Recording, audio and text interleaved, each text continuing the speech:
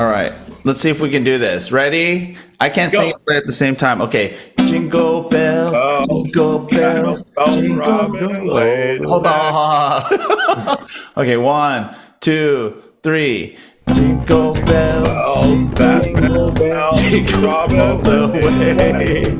Oh, what fun it is to ride in the one Joker got away.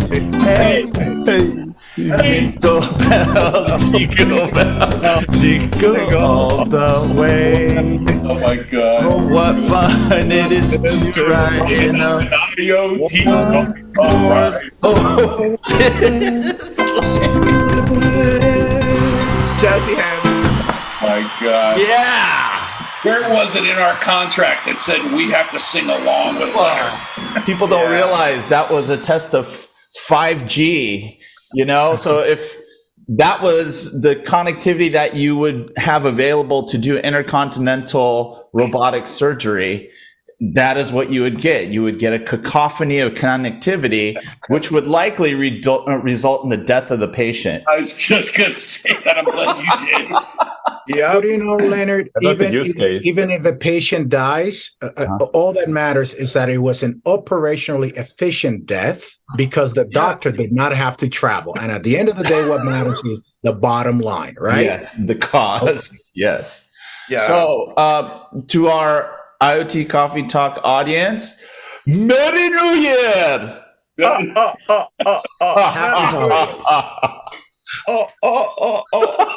Merry New Year! Beef jacket time. My God.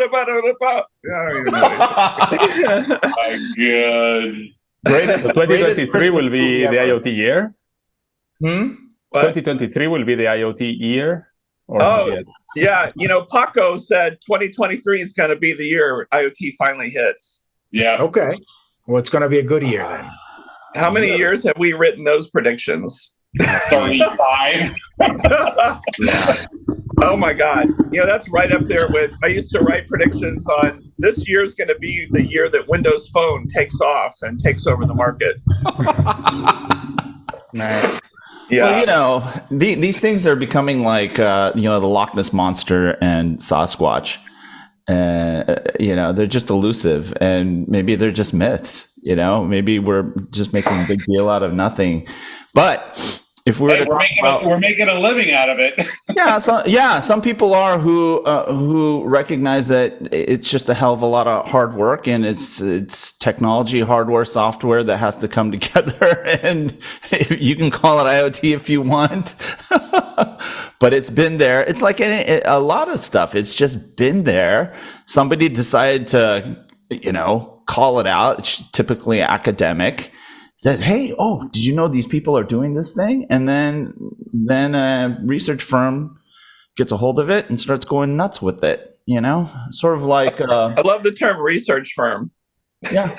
No, I mean, you have to be honest. We don't sugarcoat anything on the show. We never have, right? I mean, I think that's why the entire, 500 followers that we have, they appreciate the show, and you'll be surprised. Like Rob, MWC last year, we bumped into a lot of folks that you would be surprised watch the show. They friggin' watch the show. Yeah. And some religiously. And I get back channel communication saying, oh yeah, I'm trying to catch up. So it's not that people, we have a long format. We also don't make it easy for people to get the nuggets, but people who know the show, they will dig for it, right? So maybe the people that are watching our show are the same people that watch Rick and Morty and stuff like that. At least maybe it's not what we think. Yeah, maybe it's just some kind of twisted entertainment. Oh, I don't even know what IoT is, but these guys are ridiculous. Yeah. The Wednesday IoT dance. We need to come up with that for There you go. Well, are we gonna press into TikTok in 2023? Because that's where you definitely have an IoT dance. You got to have a dance on TikTok. Of course, they're banning TikTok in different states, aren't they? Are they really? Yeah, they are. Actually, in Georgia, no state or state employee is allowed to have TikTok on their phone. Yeah. Oh wow. Yeah, that makes sense. And are they going to do a scan of everything else on the phone that comes from the same place as TikTok, or we're just picking on TikTok? Just picking on TikTok, you can have all the porn you want, David. Don't worry. My God! You know what? I'm telling you, there are going to be some nervous people, because when I was in corporate, I encountered some people who didn't get the memo about porn on enterprise devices. Really? Like, there was a memo? Oh my God. It would shock you. So I'm sure there are a hell of a lot of very nervous people. So or they're just so ignorant they don't realize they're gonna get a call. As the Medicare recipient on this broadcast, I have eliminated TikTok. I've taken it off my phones and devices. I cannot deal with it. It's just a time work consume. I just can't do it anymore. Do you guys still have TikTok on your phones? You know what? I never had it. Yeah, I'm with Marc. I'm proud to say that I never put that crap on my phone. You know, you guys are behind the ball, man. I have a nice Huawei access point with my Xiaomi device for TikTok and all that stuff. You know, I'm just on the cutting edge. Wow. You know, I know you thought TikTok was kind of like a clock or whatever, but it's a different language, and it actually means listening post when you translate it. Yeah. Yeah. I thought that was Alexa. Well, yes. Actually, you're right. Well, you know, maybe Larry Ellison will buy it, or at least the US version of it. Oh, I remember that. They revisit that. Yeah. I remember that. That was the thing for a while. Yeah. Wow. Go figure. Yeah. Of course, that didn't go through like a lot of other things. So, is anyone going to be able to unseat TikTok though in 2023? You know, for short form video. That's the big question. I don't think anybody will.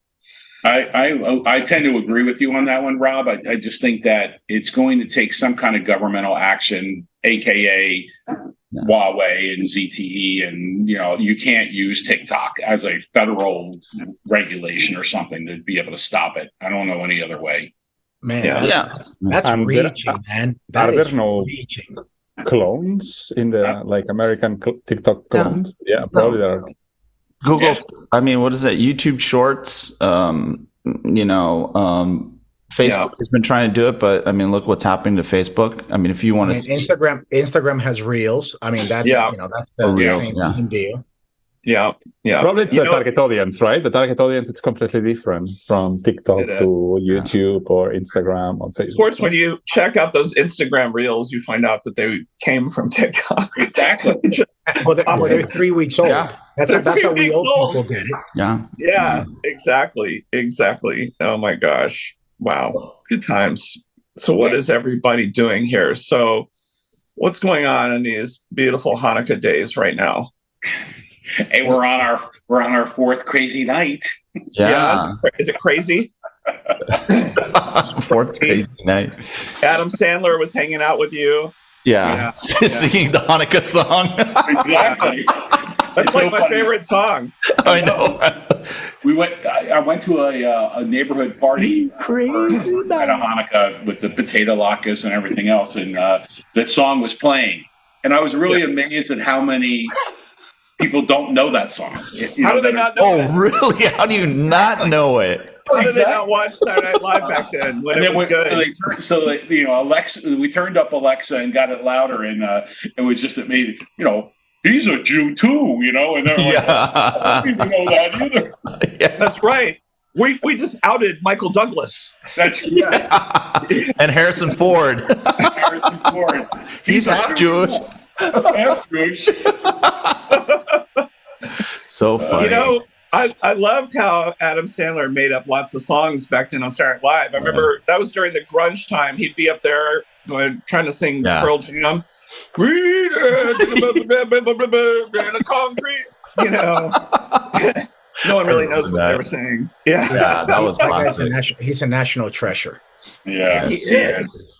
He is. Go to your home. Get in your home. Yeah. You don't like your home? Every time I'm at Top Golf, I just have the energy to just run up to the ball and hit it, and do a Happy Gilmore. Yeah. That's it. Yeah. So Marc is like going, oh, hey, so we have to revisit this whole TO thing. So please educate Steve, because Steve probably never watched last year's Christmas special. Oh, I didn't. It was so special. Yes. Shame on you.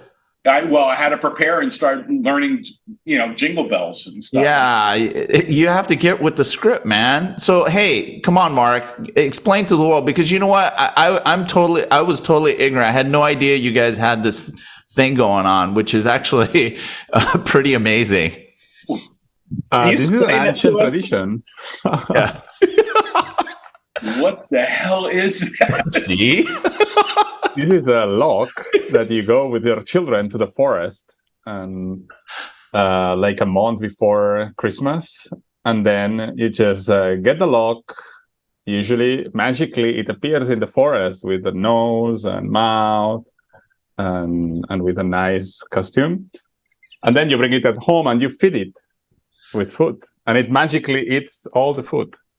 So when it's Christmas Eve night, you just there are some traditional songs to hit with a stick the lock. It's called Tio, and it shits presents magically.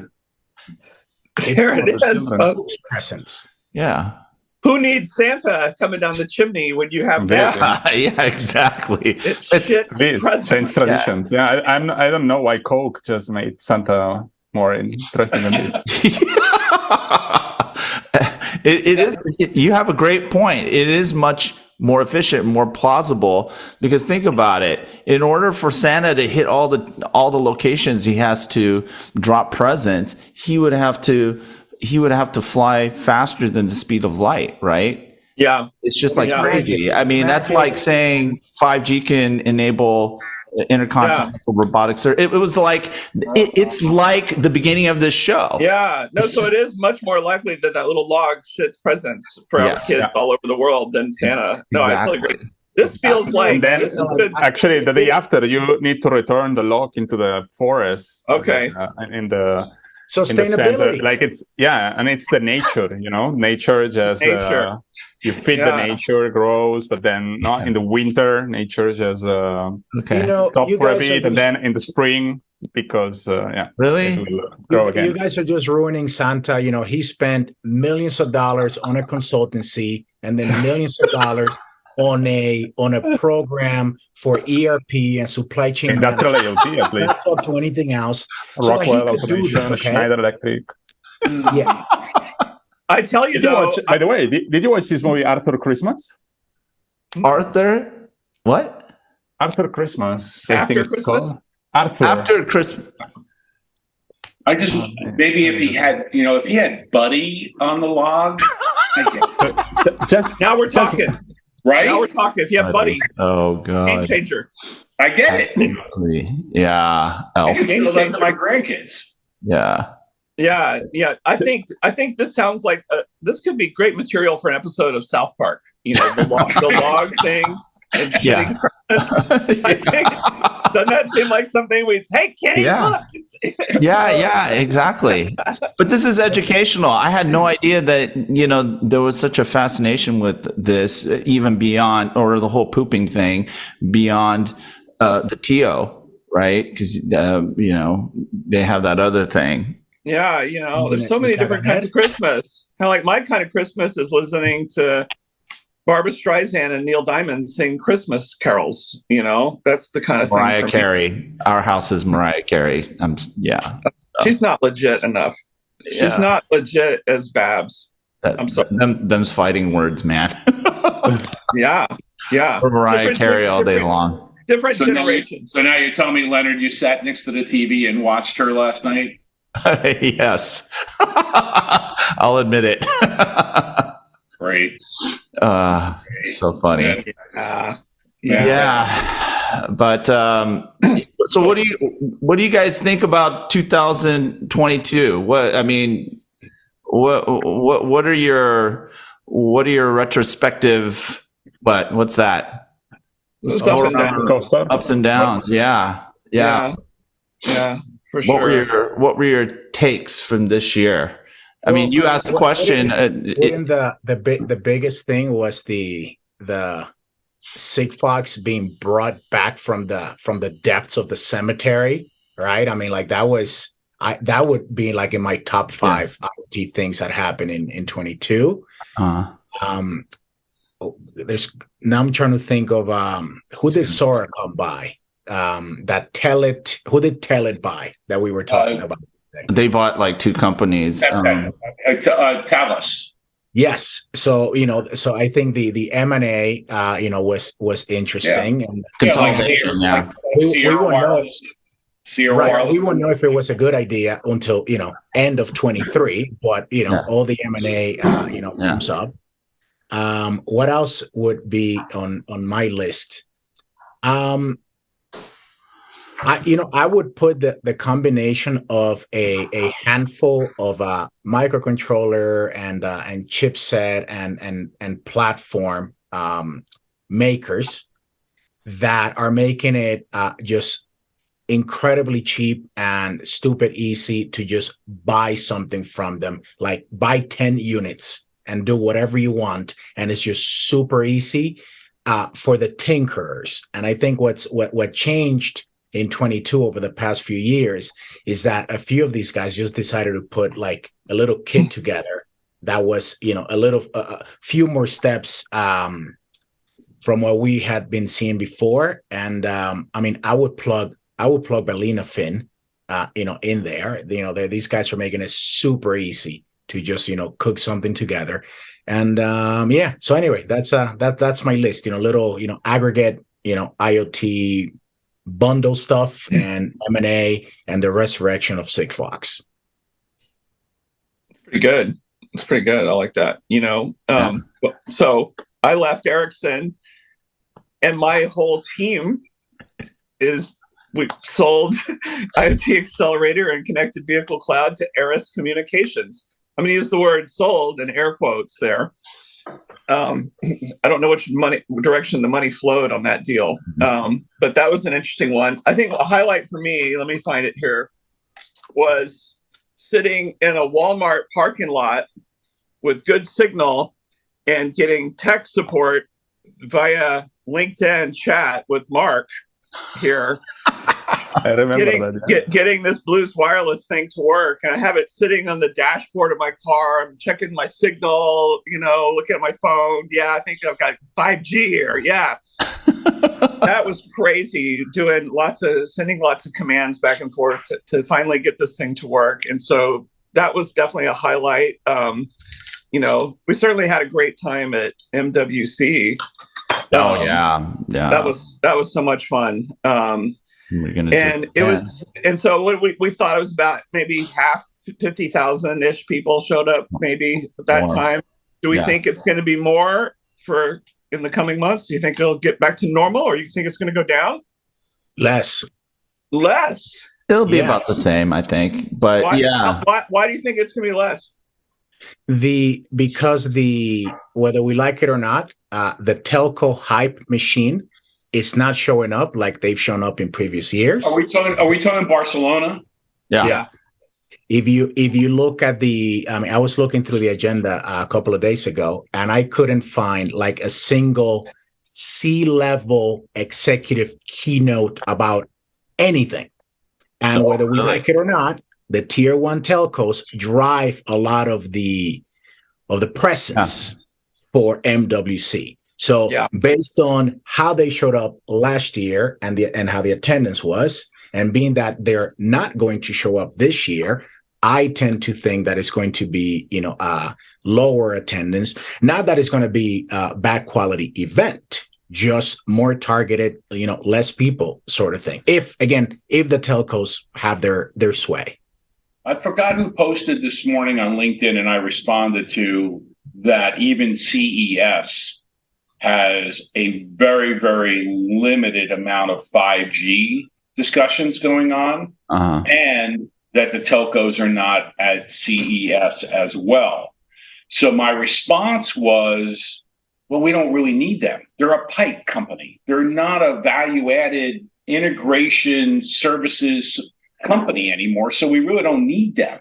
And so while they, we kind of thought in the past we needed them. In the past they were there in a big way, but they don't have the huge booths anymore. They don't have the huge presence as much as they did before. Because what do we need them for? A wholesale plan, right? From an IoT perspective, we need a wholesale plan from them, or an MVNO with a wholesale plan type of thing, So is there importance waning in that? Would I much rather see a keynote from a really cool, disruptive technology startup, somebody that Marc had in the startup area 3-4 years ago and has proven to be hugely successful in EU and on stage in Barcelona? I'd probably want that. Yeah. That's a good point. That is such a good point. CES has always been about seeing the newest tech showing up from startups and cool stuff you've never seen before. And I think we've all had, a lot of us are going and had that discussion. Just walking around and seeing all the new crazy stuff is the best part. Just Eureka Park, walking around and seeing, wall to wall humans, seeing some of the most bizarre robotic crap you've ever seen in your life that you'll never pay for. But it's really someone's taking the effort to do it. And that also aligns with stuff I've been saying last few years at Mobile World Congress in Barca is my favorite part is 4 years from now, every time. I agree. It's the only interesting part of MWC. Everything else is the same every year. Same telcos, same kit makers, same whatever. I mean, and I always try and block 3 or 4 hours to go to Eureka Park because of the fact that, it just gets your mind going and seeing these people and looking at their personal investments to get to where they are. And I think I find that to be the entrepreneurial spirit. Yeah. I love that. Yeah. So, hey, I'm looking at the MWC site right now. I'm looking at sponsors and partners, and you guys, David, you're right. I mean, the big sponsors are Accenture, EY, Geo Platforms, Kyndryl, consulting firm. Yeah, Tonomos Neom. So your friend from Beverly, right? Yeah, Beverly. She's. I guess they're sponsoring it pretty big. NTT. So they're probably going to be pushing a lot of the Open RAN stuff and radios that they're doing, that they're making, the Open RAN stuff, and then Palo Alto Networks. And then here on the bottom, Amazon Ads, no AWS. So the cloud guys look like they're throttling back as well, because in previous years, they were starting to make a pretty heavy presence. Leonard, if the telco is not going to show up, why is AWS? Who's AWS going to go talk to? Well, I will say that they never been here. Yeah, because they're a platform provider, so they kind of have to be there. Because they're the top 2 platforms in the world for IoT. So you have to kind of be there. So they may not, have as huge a presence as some of the integrators do, but I just think that they have to be there. Yeah. I think I'll call out. I think it's interesting that Palo Alto's there because they're trying to make it a pound. Like, hey, we're more than a firewall. Like, hey, we're doing this 5G security. Yeah. But those guys, they have an actual strategy in place to just cover. Like, hey, we're not telling you what 5G is or isn't, but if you're kind of going to tinker with it, we've got this kit for you. I think it's quite clever. So shout out to my will be not named friends over there at Palo Alto. Okay, so why is 5G such a small discussed topic at CES? Well, what else can they say, Steve? Yeah, it's already been said. Too much has been said. And inflated expectations. There's enough. There's enough hype that's been pumped out there to last into 6G. So that's the problem. It really is. You guys will be coming to the Senior Citizen Center to talk to me about 6G. No. Let's not talk about 6G. All right, let's go. Can we talk about 6G? I want my wheelchair to roll at 6G. That's pretty good. But I don't know, man. Look, jokes aside, which is hard for me to do. If you are you're a telco, you're doing your 5G thing. It's 2023 Mobile World Congress.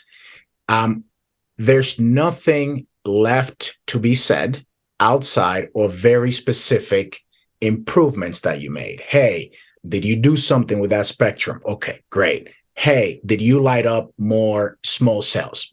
Great. Hey, did you come up with an edge service? Great. But that's it. And then there's only certain audience for that. If you flip it to the consumer business, it's back to, does my phone work? Right, exactly. That's do I get the content that I'm looking for? Well, that's the other thing, David. Yeah. And when you make the jump to 6G, I mean, I'm sorry, but the only people that are talking about 6G, they have a kit. They're either making a kit that they want you to buy right now, and they know that 5G adoption and monetization is so slow that it's going to take them a really long cycle. So they want to do it now. Yeah. And then you have, our friends doing the Open RAN stuff that are going like, disaggregate this crap. I got you, people. And then that's it. So again, just targeted audience. I wouldn't throw money away in a show. I'd rather just fly customers, get them to pa comer algo, get them some nice gambas, some good ice cream in Barcelona. Entertain. Yeah. That's why we go. Yeah, it's like dinner before our dinner. Yeah, you have to drinks. Yeah, you have to mine deep. That's why we go. You go there, and as a participant, that's why I think the smaller events are working now, because anyone who goes there doesn't have time for the fluff. They really need to be strategic and tactical at the same time, and be able to mine as much as they can in terms of opportunities out of the event. It's no longer about, hey, can we spew out as much hype as possible to, get analyst firms and consultancies to sit there and put out these massive unrealistic numbers to get like the media excited. This is about, okay, now that bubble has burst. Let's go brass tacks, we need to deliver on results. We need to look at solutions that matter, that help us get from, level 0 to level 1. Let's stop talking about level 6 and 5G or 6G. And level 42. Yeah. Yeah. I mean, and I don't think that's a bad thing, but yeah, you're right. Maybe it's not going to be this massive event, but, from the companies that I work with and I talk to on a frequent basis, it's still essential to get together. And like for me as an analyst and consultant, I think it's important to see what kind of innovation is happening, how it's becoming more focused, because innovation is always happening. Just because we don't go to an event doesn't mean that it's not happening. And so going to, especially the startup section, Eureka Park, and for whatever R2D2 thing at MWC, you get a lot of sense of where people's heads are at. It's weird. If you think critically, you actually draw a lot out of where people are investing their time and creative energy. And more often than not, yes, statistically, a lot of the ideas are not viable, but there are a few where you just go, okay. Dude, but are we also terrible cutting slack to the telco? Yeah. Guys, we are here's the thing, because you got me going here, Leonard. A lot of us went to an MWC a long time ago, where the most exciting thing was a handset and MMS service. Yeah. Anyone remember binary runtime environment for wireless? I do. Like these were the things that we were like, whoa, that's so innovative. You can put in, and there was no app store to compare it to, but you have this marketplace to deliver paid applications on a flip phone. Like that was nuts then, but that was such a long time ago that we are just jaded with what we are going to accept as is that actual innovation? No, dude, I saw that thing 4 years ago. Right. Go away. Don't waste my time. And I think you're right, David, because I mean, when and I'm going to say Leonard and I being in the similar end of the business, when we go to a startup, we say, okay, you have no money, you're not going to hire us, but let's look at your technology and what can we suck out of you to understand how we use it to other people, right? So it's different. And I think, Rob, now that you're in the real world of salary, aren't you going to look at greenhouse related smart ag stuff now and see what you can utilize to generate revenue for your company and yourself? So you go with a different attitude and approach, and the smaller the show, the easier it is for us to be able to do that and not get lost in a huge thing. And I'm going to tell you, one of your original question, Leonard, 2022, we came back to shows. We came back to face-to-face. We came back to being able to go on these low-cost sales calls to these events and gather more stuff in a better, closer-knit environment, which I love. I mean, I'm concerned that CES in 2 weeks is going to be, crossing over the 100,000 people chasm again.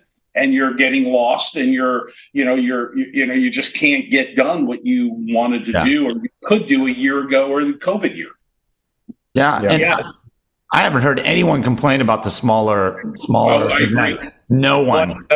I like it better. It's just other people who, people who are used to the massive crowds and the energy of a massive nonsensical crowd.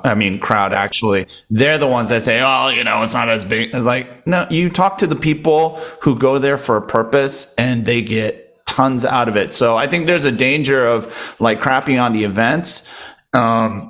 And missing out on the great opportunity, which is there's a lot less useless stuff. Right. The people who go there are there to get something done, and I think that's highly appreciated by everyone. That's why I know everyone who might have a scale back presence who are still going. Yep. And I think that, in the old days when we went there, the marketing teams that paid for all this crap, all they cared about was scanning badges and building a database. And I think the other thing that post-COVID shows have taught us is that there are more highly qualified people going to these things, which makes it a lot more ROI capable for the marketing. And I just wanted to say the ROI of an event is really hard. It's really intangible. How do you calculate the ROI? Well, to that point, Marc, there's some people whose favorite KPI is how many people showed up, right? But those people probably also think that observability is a good KPI. That's right. Change my mind. Oh no! Right? You're right. But look, this is how you're going to settle. Like, hey, why does a Super Bowl ad cost so much? Well, it's because of the eyeballs. But you know that for this World Cup, and it was, I'm paraphrasing here, but I saw somewhere that, and it wasn't even the final. This was like quarterfinals, and someone posted with graphs and a source that the game was watched by 5 billion people. And I'm like, we're almost at 8. 5 seems like that's high. Like, did you count the babies and the anyway? But all I thought was someone's going to take and it's like, listen, you got this ad on this platform and it's 5 billion people at 100th of a cent. Just give me your money. This is the people that care about those numbers. It's nuts. Yeah, but if you look at the sponsors that are generating that, those dollars for the, from an advertising standpoint, most of us know those advertisers, and we're not going to like, oh shit, we saw the ad on World Cup, and I'm going to go right now, and I'm going to go look at their stuff. I drink Coke or I drink Pepsi. What the hell's the difference? Go ahead, spend all that money. Yeah, I was going to run an ad during that final there that just said, "Hey, France, you need to score points in the first half if you want to be relevant here." You had to come from behind, and you've got an amazing superstar on your team who's got an incredible future. But man, waiting to the end to come back against Argentina, that's tough. Yeah. Rob, I will. I'm going to take this. What did Michael Jordan say? And then I took it personally. Yeah. I hope so. I hope so. I hope so. So hey, Marc, you the European, it represent, man. What'd you think? What do you mean? What did you think? Are you talking about football or soccer? Yeah, football. I mean, what do you think we're talking about? Who are you supporting in the final? I mean, I have a bit list of things of 2022 to mention here, but you want to talk about football? Let's talk about football. No problem. I don't know if you know, but Messi played for Barcelona since he was 12 years old. I saw him.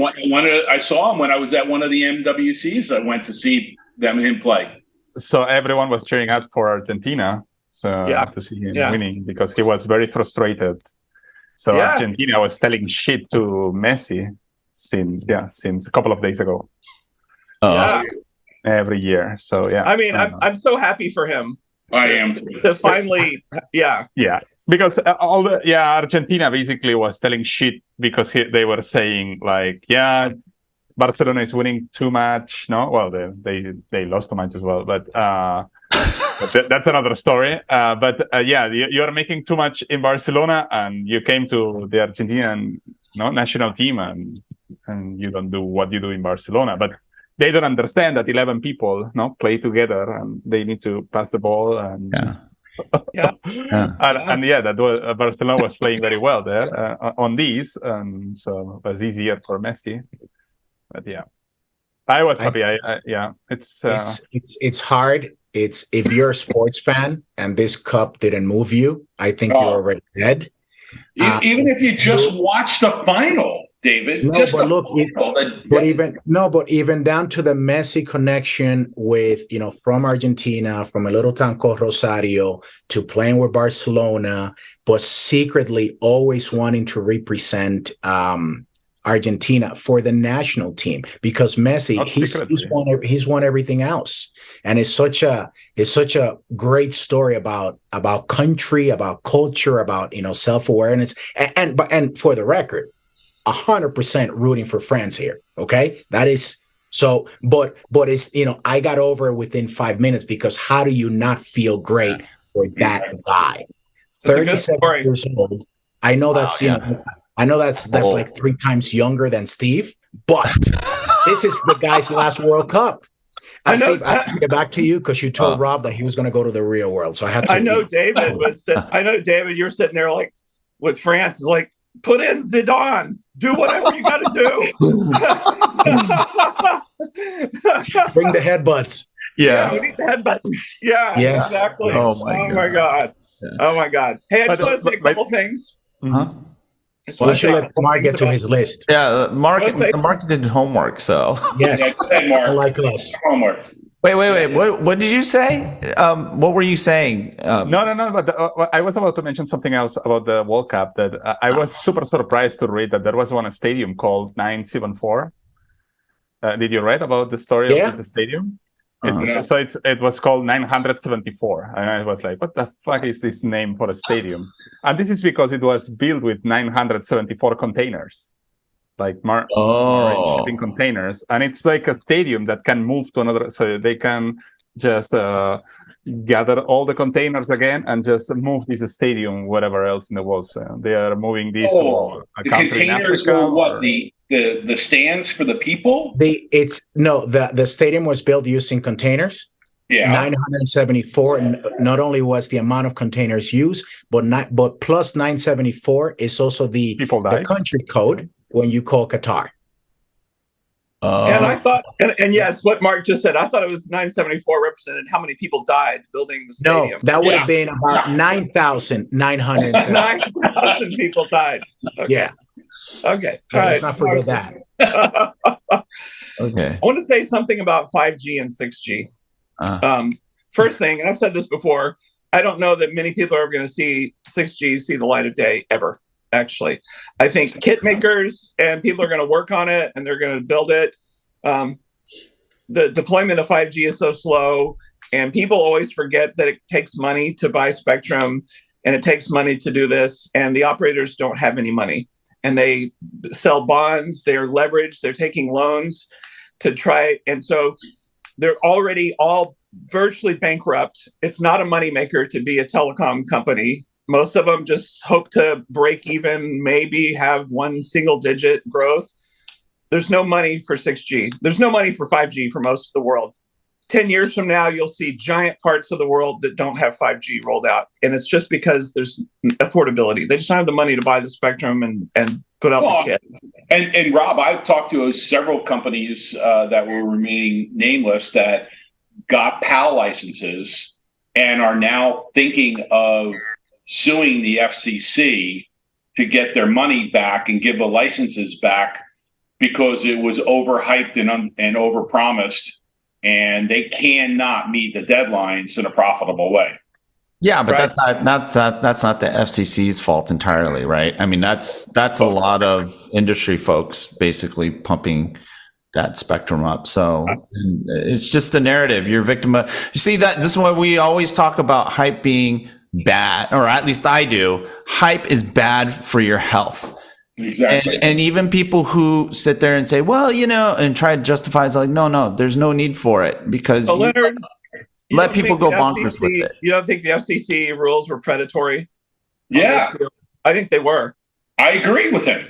Yeah. I think it's agree totally with predatory. Yeah, but that's hard to prove though, right? I mean, you can have an opinion about that, but going to court and suing them and saying, give me my money back. We'll all get to be on the side and watch it happen because they're going to sue them. Watch IoT Coffee Talk, and you won't make the same mistake next time. Stick with LTE. Yeah. LTE advanced. So just stick with that. Yeah. Marc, your homework. Go ahead, Marc. Give us your list, man. No.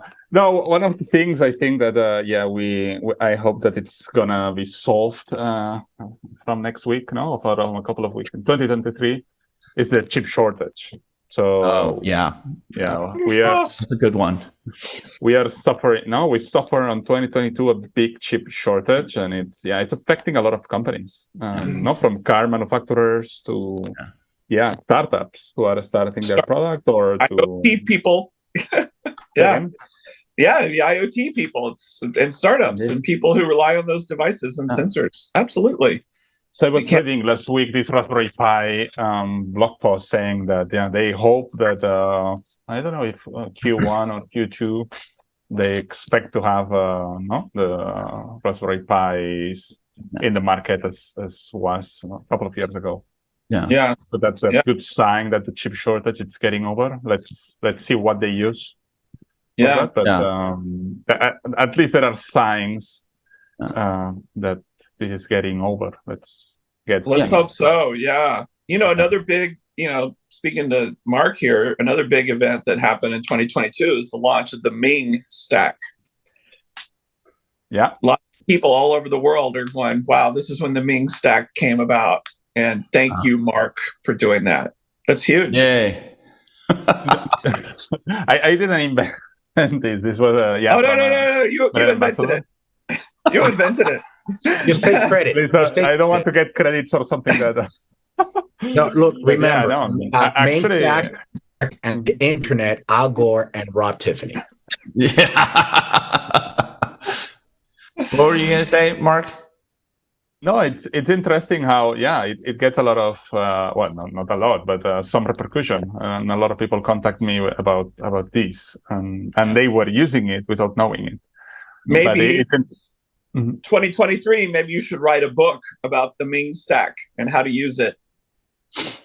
Yeah, indeed. It was funny that I was explaining this a couple of weeks ago on the IoT Barcelona meetup, and there was 6 students there that they didn't know what was the LAM stack.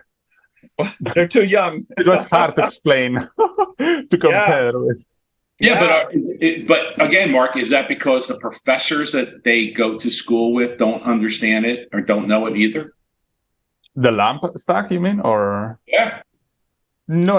It's because I think new students that they want to learn about web development, they don't use the LAMP stack anymore. So you use Angular or Node.js or something like that, and with an engines, and it works straightforward. You don't need to do. I wouldn't say nobody, but not most of the people use Apache anymore, or MySQL or PHP. Do you know what's interesting though? Even though we say that's old stuff and it's not cool, and people are using something else, don't forget that almost over a third of the internet or more than is WordPress. WordPress is the internet for most people, and it is built on PHP and the whole LAMP stack. Yeah, and it dominates the internet. And people make fun of WordPress or whatever, but you know what? It owns the internet. With the new launch of my LoRaWAN Superstore, everything is on WordPress and WooCommerce and Authorize.net and plugins and all that is old school. And they made it easy. They did. People. And that's what's important. And it's more important than anything is making it easy for people to do these things. Having everybody have to be a programmer makes just things too tough. I mean, they reduce the friction, right? That exists, How are we going to get 5G back in the news again? Do we talk about the little things that maybe, I mean, I know they've been talked about, but, like my friends at Ericsson and others talk about 5G being a platform for innovation.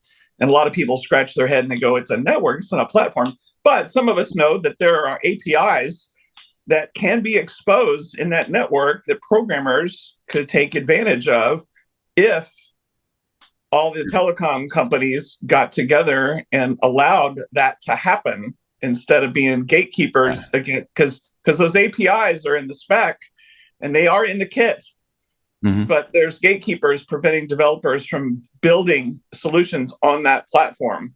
And maybe they're afraid the developers will do something ridiculous and bring down the network. And I get that. That has to be testing, but APIs for boosting how fast your speed is, like I'm going to pay $5 to get faster bandwidth just for me in this moment because I need it. People will pay for that. There's all kinds of APIs in the network. I don't think it's an API issue, Rob. I think it's a use case scenario, and I think that chipsets for 5G and IoT are too freaking expensive. And well, there are developers out there who are looking for new capabilities. They have these applications. So everyone talks about use cases. The funny thing is that the use cases are already there. The thing is nobody's figured out the applications. And I got into a debate with somebody about this. They said, well, no, we have to figure out the use cases. I'm like, no, you have some use cases. Many of them are probably wrong. And are not differentiated, don't resonate, but there are use cases. But what's more important is even for those use cases that you have no applications. There isn't a developer who's bridging the divide between what you have as a technology, a capability, and a network to a new application that then drives some new opportunity for monetization. And that's what, I mean, if you get into this whole 5G monetization discussion, this is where you find that it's really not a well-structured conversation, right? There's a lot of disconnects. When you look at, let's just say manufacturing is a huge use case for 5G, right? Are you seeing the Rockwells and the Siemens and any of those industrial giants throwing out 5G enabled application use cases on a daily? No, you're not. No. I think so. To make you're absolutely right, Leonard. I think that's Well, Schneider Siemens and them have deployed Rockwell too. No, massive. But they're doing it. And to Rob's point, at the end of the day, a network, they're looking at these industrial protocols that we have, and they're, HDA or, whatever it is. Did I just go? You're in France. You're in France. Yeah, you're in the digital divide, dude. I wish I could pay more for a little bit 5G, more. Man. Push the button on the app to boost your bandwidth. There you go. There's an API for that. All right. What's the killer app or the killer use case or the killer whatever for 5G? Is it fixed wireless access? Yeah, I think so. For the is that gonna be the thing that's gonna finally make money? Because all the telcos bet the farm on 5G and making more money, and they haven't seen it yet. But maybe fixed wireless access is the way they're going to do it. Well, it's surely not mobile asset tracking kind of programs, that's for sure. But then you will need a lot more base stations, right? Yeah. Oh, what, for fixed wireless access? Yeah, I mean, as they deploy, no, not necessarily. As they deploy throughout this, I mean, people are either using cable or fiber or whatever they do for their home and business. And, but you're right, at some point, the deployment should be solid enough, I would hope, that fixed wireless access 5G to provide broadband to the home could be it. I know all the operators are selling it with mixed results now because the coverage is not great, or, you know what I mean? It's the usual problem. I still think we're in a private CBRS, private LTE deployment scenario when it relates to 5G. I just think that it's so much easier to control and easier to install and easier to integrate. I mean, we know, like you said before, Rob, the carriers are not spending money on small cells. They're not. And so it's still a macro 5G world, which then fixed assets could be a very, very good use case for that, because I can get the distance that I need and not the latency and the throughput, but I can get coverage on 5G. Yeah, I mean, I think the big challenge that the industry has, and I mean the telecoms, but actually they get it. I think it's the rest of the industry who talks about the opportunity have trouble with is thinking outside of conventional, the conventional perception of what telecoms is or what a mobile operator does. And the problems that a lot of the 5G technologies are looking to solve, I think those are highly misunderstood. There's a lot of promising technologies that are being wrapped into, release 17. When you look at 18, 19, they're only going to get better. And so, the killer application doesn't have to change the world. What it has to do is it has to benefit the operators and the consumers. And, I was I actually had a conversation about this. I was on a Qualcomm webcast, or, whatever you call it, with Don McGuire and Kirti Gupta.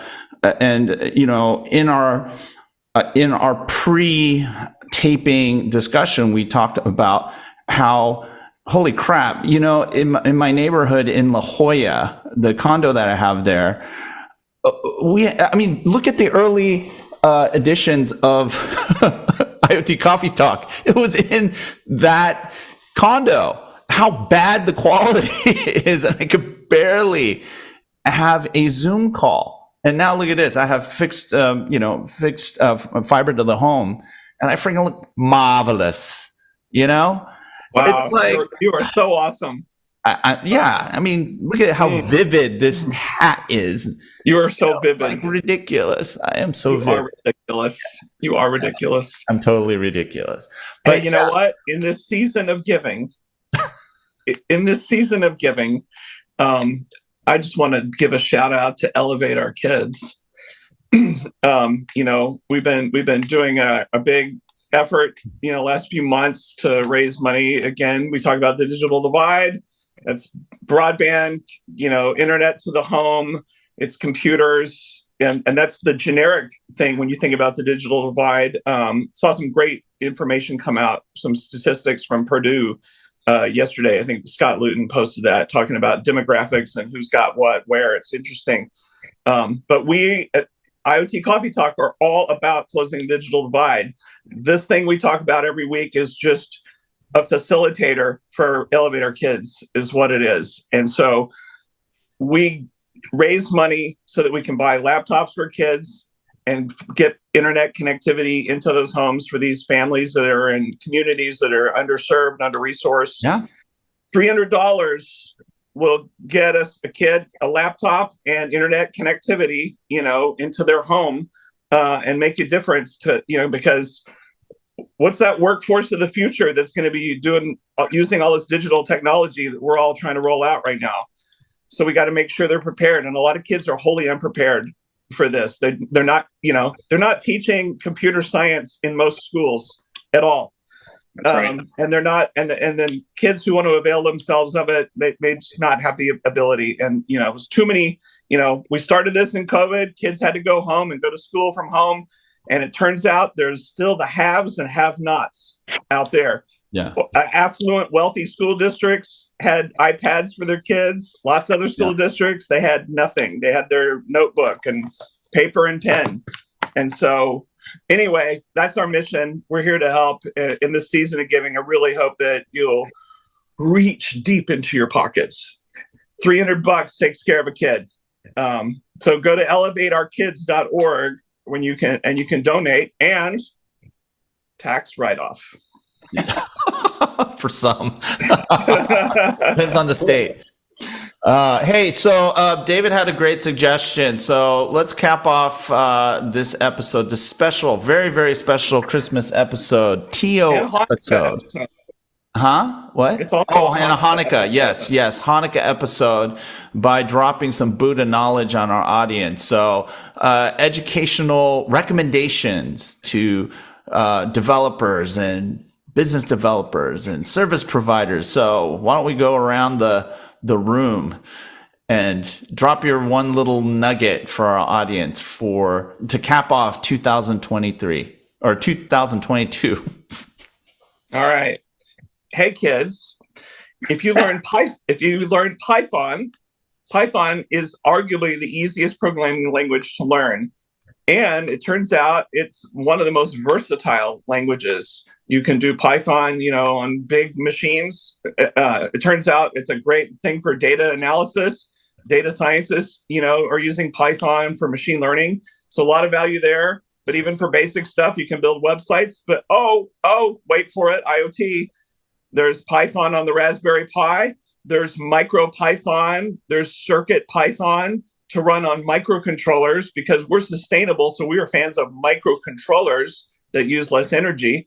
And so it's great to have a language that you can use in lots of locations and just know one thing. Kind of like when Node.js came out and people said, I'm going to use JavaScript on the client and the server. Same kind of thing. So go learn Python. In fact, I'm going to make a plug. This is a great way to learn Python. I'm a big fan of O'Reilly Head First series. They make learning programming so much easier. They really do. Look at these examples. It's so easy. It's a picture book. Rob, that's awesome. Are you moving from .NET to Python? Yeah, I still use .NET. You know what? I use the right tool for the right job. Now, that's the right answer. When I need ultra performance from APIs, I will use things that are faster than Python, like Go or .NET 7, which are insanely fast. But open source with a good community, cross-platform. There you go. Okay. Next.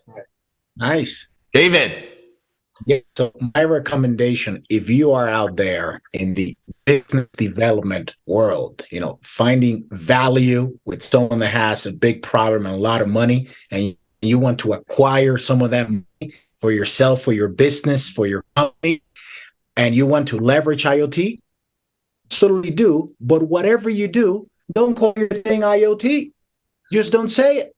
Don't say it. You focus on the problem to solve, on the efficiencies you will bring, how your client's life will change, how everything's going to be monetized, sustainable, awesome, marvelous. All these things, just don't say, because unless you're in that space, you're going to confuse people.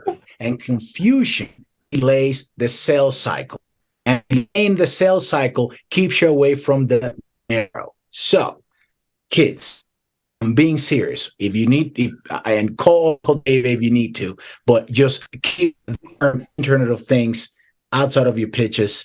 Focus on the value and how IoT is going to bring for you. So, with that, word up. Steve, you're up. I don't know how the hell you drop. How do you top that? I mean, you can't even come up. I'm going to say that for 23. From a learning perspective, it is getting more kids, and I'm going to say college students and below to STEM involved in IoT, understanding that they don't know what's going on in this marketplace. They don't understand how often they're using IoT.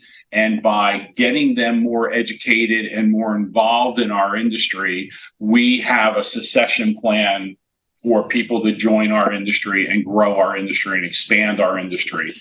And I think it's a lot of us veterans that need to be spending a little bit more time teaching, educating, getting kids involved in IoT so they understand how they can do things across the board.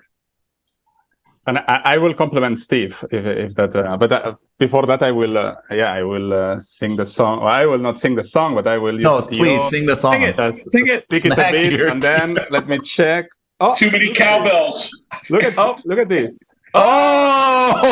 Oh God! Did Magic. You just pull that out? Yeah. Oh my God! Of the Tio's I gave a banana, and I got a. Okay. Yeah, love it. If you feed the nature, it gives you. Low. So the goal, just buy things like this BBC microbit, and just go with your children and teach them to program it with scratch, with a no-code, low-code platform. If they are not children anymore, just go and buy this Raspberry Pi 2040 that costs like $1 or something like that, and just learn MicroPython or something like this, and then use it to solve problems that you have at home. Just instead of inventing, because you are an engineer, and that's fine to invent a problem that nobody have. Just try to solve your problems with things like this, and make it happen. Make it happen. Oh wow! Make that change. Yeah. So I guess I'll cap it off. I would say this: it's no more POCs. Get paid. Wait a second. I will share it for Leonard. Try what happens. What will bring to Leonard? Let's see. Oh, too much cowbell. Oh my God! Like a big. Oh my God! Bring me this for Leonard. Oh, that was good. Oh, snap. That was really good. He's a comedian. You should be a writer for SNL, man. That's like friggin'. Oh, wow. What a diss. That's sorry for that. Okay, so that's going to be my recommendation. Ditch helium. Wait. I have a lot. I will bring a lot to Leonard. Shop.helium.store coming to you. Oh my God. Boom. Okay. Yeah. Get paid, because if you're not getting paid, you either haven't thought through your value proposition enough, or you're just not selling your solution well. And you should get paid, whether it's either through a consulting gig, up front, no POCs. That's over. And, if you can't get paid, I think you already have an idea of what your business potential is with that particular prospect. So, work hard on vetting what you're going to market with. Make sure that there's it resonates with the people that you're trying to sell it to. And, kick the tires on those numbers, because, they haven't really done us well. So there you go. That's it. Yeah. So we want to send a big thank you to Supply Chain Now, to SAP, to Deloitte. Very generous donation to Elevator Kids happened yesterday, and we did a big event with them. So that was great. Much love. Absolutely. Awesome. So hey, let's close out. Going to CES. Look us up. Yep, we'll be there. We'll be there. We're going to be at some bagel place for breakfast. Yeah. So there bagel you go. unlocks. Yeah. We need a shmia on that bagel. So, hey, happy holidays, everybody. Thanks for joining us. Happy Hanukkah, happy Christmas, or Merry Christmas, and then Merry New Year. Merry New Year. And, please be safe. We hope all the best in 2023. Let's wish for a better year. Peace on earth and goodwill to men. Wow, that sounds really good. Actually, it sounded really good to say it. Yeah, but don't forget, peace on earth and goodwill to men. Boxing Day, those who celebrate, Kwanzaa celebrate, all-inclusive people. Okay, yeah. Everything. And this as a positive thing, if you find yourself, in the dark, there's help, there's numbers, there's folks. Please, because it's funny during holidays. So please call somebody if you need to. Okay. I think we got most of that. So I know I'm sure it was really beautiful, David. So, hey, we will see you next year. Yeah. And remember to subscribe, like, share, and www.iotcoffeetalk.com or .com. Yeah. And remember, donate to Elevate Our Kids at elevateourkids.org, and you will feel really good going into 2023. And we are out. Peace.